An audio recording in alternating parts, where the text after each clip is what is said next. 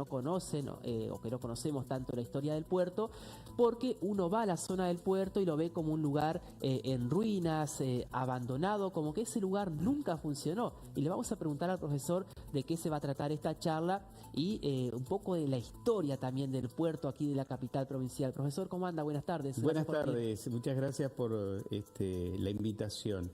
Vos sabés que cuando doy estas charlas, las vengo haciendo desde el año 2016, en escuelas, en instituciones, y una de las preguntas que generalmente hago al comenzar las charlas, lo saca de foco. Yo les he preguntado inclusive a funcionarios, ¿cuál es la identidad de Paraná? Y empiezan a mirar y dicen el río. Yo digo, la pucha, el río nos pertenece a todo, pero cuando hablamos de identidad tenemos que ligar a la palabra pertenencia. A la palabra pertenencia tenemos que buscar precisamente la raíz. ¿Qué nos hizo? ¿Qué nos transformó? ¿Qué nos hizo crecer? ¿Cuál era el común denominador? Claro, a mí, por ejemplo, si me haría a mí esa pregunta, yo le diría, no sé, Puerto Sánchez, la empanada de Puerto Sánchez, sería lo que yo respondería. Está ligado, ¿por qué? Sí. Porque vos generacionalmente sos una persona sumamente joven y viste esto. Pero hay algo que forma parte de la identidad que tiene que ver con el crecimiento, con el desarrollo y el porqué de una ciudad. Si nosotros pensamos, allá por el año 1886, la Comisión Nacional de Hidráulica, dependiente del Ministerio de Obras Públicas de la Nación, tenía alta tarea, que era la de dejar expedita la vía navegable, el río, poder facilitar la comunicación fluvial entre Paraguay, Brasil y Bolivia, que Bolivia tiene salida al mar por Paraguay, y el Río de la Plata. El puerto más importante de Argentina era el Río de la Plata, el que estaba en provincia de Buenos Aires. Entonces, ¿qué pasa? Comienzan a hacer el balizado del río y se dan cuenta que necesitaban de una forma logística acortar las distancias que había entre los países del norte, Paraguay, Brasil y Bolivia, y el puerto de Buenos Aires. ¿Por qué? Pensemos que a fines de 1800 la navegación era a vela, a vapor, y recién empezaban incipientemente los buques a combustión, a motores a explosión. Entonces, ¿qué pasó? Deciden en un decreto del 16 de abril de 1903, por boletín oficial y por decreto presidencial, crear el primer puerto logístico de ultramar del Paraná. Del río. Ese fue el puerto acá de Paraná. Claro, como no se sabía dónde ubicarlo geográficamente, se genera una comisión de estudios. Válganos el hecho de que Urquiza firmara un libre tratado de navegación con Brasil. ¿Para qué? Para cobrar recaudos en la navegación y quitarle a Buenos Aires esa potestad. Y ese antecedente fue fundamental para nosotros porque empezaron a ver la zona. Vieron Bajada Grande y la geografía no era apropiada. Aguas correntosas, lo que se llama la Toma Vieja, tampoco. Y decidieron, y fíjate qué interesante que en las carpetas, en los documentos dice, créese dentro de las coordenadas y las dicta la ubicación propicia para el nuevo puerto de la ciudad de Paraná, porque dista a 10 minutos del centro. O sea, el centro cívico estaba acá y a 10 minutos sobre una costa totalmente ribereña, dijeron, este es el lugar. Y ahí comienza la obra que se instaura del primer puerto logístico de ultramar. ¿Qué quiere decir esto logístico? Quiere decir que las embarcaciones que venían del puerto de Buenos Aires, de Inglaterra, de España, de Europa, de América, podían pasar el puerto de Buenos Aires sin descargar, porque las cargas que iban hacia el norte podían descargarlas en la provincia de Entre Ríos. Y las embarcaciones de los países de Brasil, Paraguay y Bolivia podían hacer la mitad del recorrido y no congestionar el puerto de Buenos Aires. El puerto, la instalación del puerto trajo muchas cosas. Crecimiento social, económico, cultural, político. Claro. Porque generamos un contacto más directo con lo que es Santa Fe, lo que era Córdoba, ¿sí? El centro y norte del país. Era como el ferrocarril entonces en algunas ciudades crecieron por el ferrocarril, era algo parecido, ¿no? Era algo puerto. parecido, pero pensemos que Ajá. a fines de 1800, principios de 1900, no había tantas rutas, no había rutas prácticamente. Y el sistema era polimodal, o sea, el transporte de la producción a los ferrocarriles y el ferrocarril hacia los puertos. Pero eso en lo que era producción a granel y demás. Claro. Pero acá estamos hablando de logístico, estamos hablando de cargas, maquinarias, herramientas y otro tipo de productos que llegaban a el puerto de Paraná. Con el puerto de Paraná, imagínense, se tenía que inaugurar en 1910. ¿Por qué? Porque Paraná iba a recibir el centenario de la patria con el primer puerto de ultramar. Yo me imagino, y a veces cuando hablo con los chicos en las escuelas, imagínense el capitán de un barco de España, que le pregunten, capitán, ¿a dónde va su carga? Al puerto de Paraná, provincia de Entre Ríos, Argentina. Ya empezaba a figurar geográficamente en el mundo, ya nos estábamos conectando, y eso trajo inmigrantes, trajo oportunidades. Entonces, con el advenimiento del puerto, se generaron cosas maravillosas que trascendieron en la ciudad. Primero y principal, el puerto de cargas, que acercaba las distancias del continente con otros países. Pero también la urbanización. Si no entendemos que gracias al puerto se abrieron las calles que comunicaban la ciudad al puerto, porque las calles llegaban hasta el Parque Verdú, unas cuadras antes y nada más, hasta calle Victoria. Después se urbanizó las calles para llegar al puerto. Si no pensamos que Charles Taís, que fue el primer arquitecto paisajístico, que era inglés, que contrató el Estado Nacional para hacer el Jardín Botánico, para hacer el Parque Nacional Iguazú, y que parquizó con especies especiales el Parque Urquiza, autóctonas pero con un contenido interesante, no hubiésemos tenido lo que estamos disfrutando hoy como paranaenses. Pero amén de eso, una vez que nos comunicamos con la ciudad, una vez que hicimos esta avenida fluvial, que también yo lo explico por qué tenemos una costanera. Vos le preguntás y no saben. Claro. Pero había un motivo muy especial.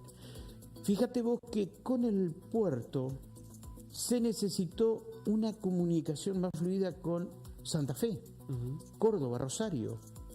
De ahí que vinieron las balsas para comunicar, las balsas automóviles, las balsas de pasajeros, y ese crecimiento generó un desarrollo poblacional, urbano, por ejemplo, El Morro, Puerto Sánchez, Yatay, eran asentamientos que tenían que ver con la oportunidad que el puerto generaba. Y de ahí, mira qué interesante, ¿no? Cuando uno se pone a pensar en Paraná, en el desarrollo de Paraná, en las balsas, en la comunicación, fue tan fluido y tan necesario que tuvieron que pensar en la década del 50 de cómo unir de forma más rápida Paraná con Santa Fe. En el año 50, en el año 60, vino el proyecto del túnel. O sea, no hubiésemos tenido un túnel si el puerto no nos hubiera dado esa oportunidad de crecimiento social, cultural, económica. O sea que el río, por un lado, nos provocó aislamiento, pero por el otro fue la puerta, la apertura para la unión también, ¿no? Porque el puerto, por un lado, que después derivó en la construcción del túnel también. ¿Y cuánto tiempo, para aquel que no sabe, estuvo funcionando de esa forma ese puerto? Porque vuelvo al principio, ¿no? Por ahí mucha gente, creo que la mayoría de nosotros conoció el puerto como está hoy en día, ¿no? Bien, vos sabés que nuestros... usted me había, en la previa, justamente, estas fotos que estamos pasando aquí en nuestra pantalla son imágenes inéditas. Aparte, Muchas el profesor de estas estuvo son trabajando inéditas. en vías navegables como 20 años, ¿no? 12 años, a cargo de relaciones institucionales y en el área técnica trabajé. Muchas de estas fotos, para aquellos que nos visiten esta noche a las 20:30 en Currés y Babio, Almacenos 33, van a ver imágenes que son inéditas. Inéditas, ¿qué quiere decir? Juan Ignacio Pereira, el fotógrafo del Diario 1, una excelente persona y mejor profesional, tuvo la habilidad de pasar en positivo los negativos que eran de vidrio. Estamos hablando de daguerrotipos del año 1886 en adelante. De los 6.400 habremos digitalizado unos 300 negativos. Ajá. Y en la muestra va a haber cerca de 200 imágenes que la gente se va a poder recrear, reconocer espacios y comprender la transformación que hemos tenido. Eso por un lado.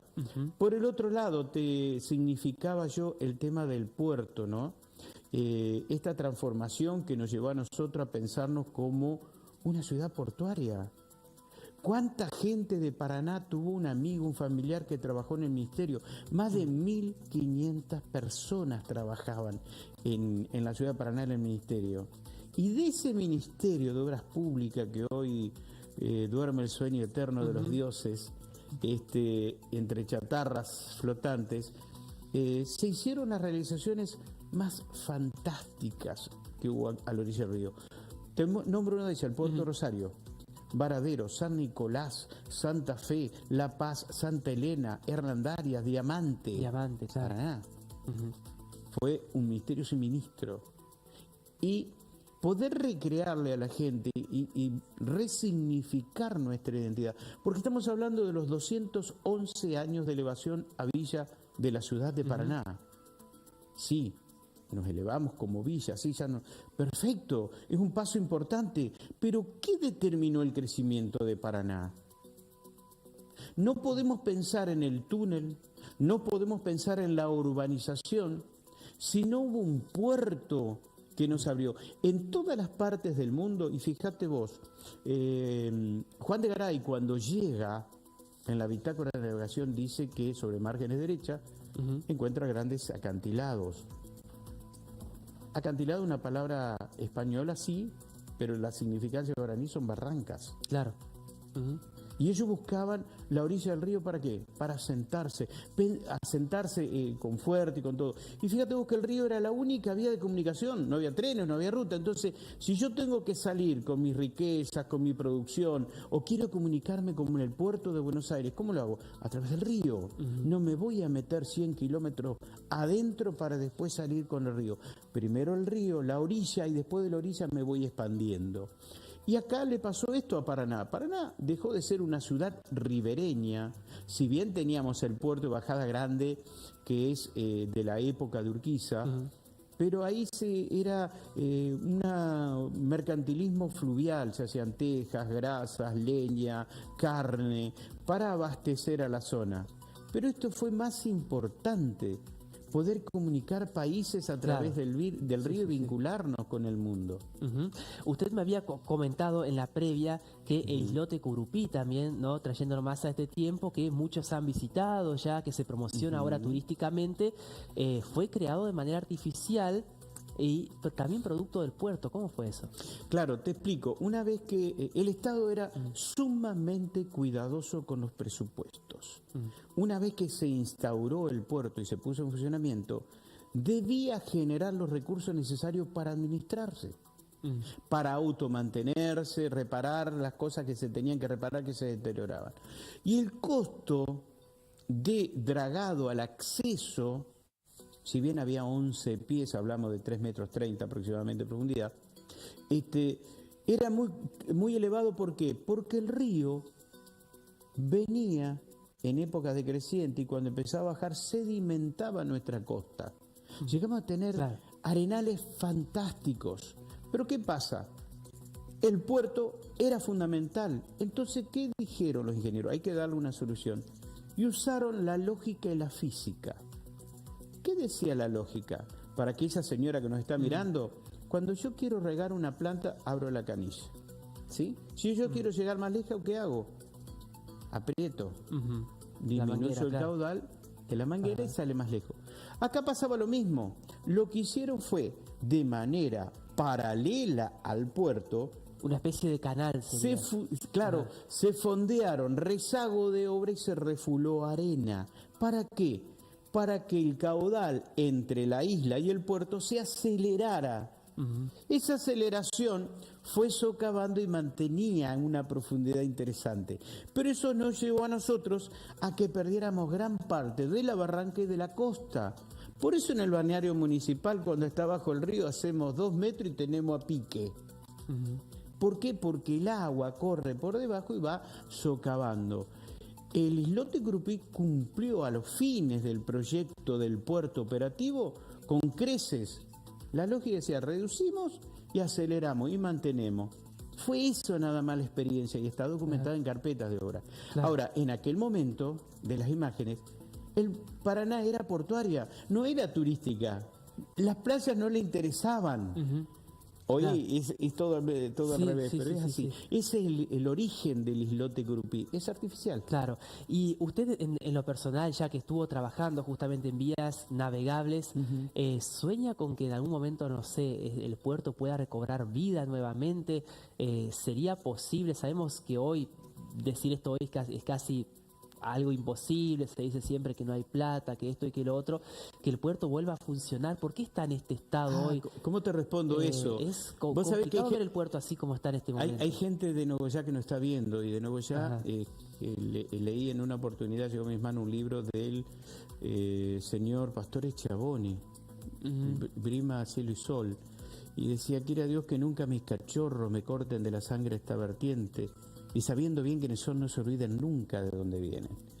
El puerto en sí, para responderte, no creo que vuelva a ser operativo, porque el puerto fue operativo hasta la década del 70. Dejó de tener la eficiencia o la operatividad cuando estuvo el advenimiento de mejores ferrocarriles, más ferrocarriles, transporte de carga aérea, mejores rutas. Claro. Entonces quedó operativo. Como puerto de ultramar ya no, pero yo creo que darle la espalda al río y a nuestra historia y a nuestra identidad sería olvidarnos de dónde venimos. Por eso yo hablo de la ciudad portuaria que fuimos. Claro, sí, sí, sí. O sea, no va a volver a ser, pero turísticamente, patrimonialmente, nos pertenece a todo y cada uno, no solo de los paranaenses, de los entrerrianos que por una u otra oportunidad tuvieron que ver con sus abuelos, con sus tíos, con sus raíces, porque llegaron a Paraná a través del puerto. O sea, esa es la vida que pretendo a través de mis charlas. Tomemos conciencia y no olvidemos y cuidemos lo patrimonial. Claro, por último ya de mi parte, porque se nos fue el tiempo volando, realmente muy interesante, ¿está de acuerdo con que el puerto está ahí dando vuelta al proyecto de que se transforme en un centro comercial, de que haya locales comerciales? ¿Qué opina de todo eso? En principio todo evoluciona, ¿sí? Pero hay proyectos que tienen que convivir, lo patrimonial, la parte edilicia histórica, lo cultural. Tenemos la primera escuela técnica de técnicos navales de Sudamérica, Escuela 100, que el proyecto original fue concebirla de esa forma y que tenga acceso al varadero. El varadero es pertenencia de la actividad naval, y que se dedique para una cuestión privada y privarlo a los futuros egresados técnicos navales de poder hacer sus prácticas, de utilizar ese varadero como una forma de generar experiencia laboral, sería una picardía. Estaríamos una pata no cuidando que la parte cultural. Pero sí, ya cuidar la memoria de los que hicieron estas realizaciones. Claro. Mucha gente de campo, gente que no tenía estudio, construyó un puerto de ultramar para el crecimiento del Paraná. Perfecto. Profesor, si la gente que nos está viendo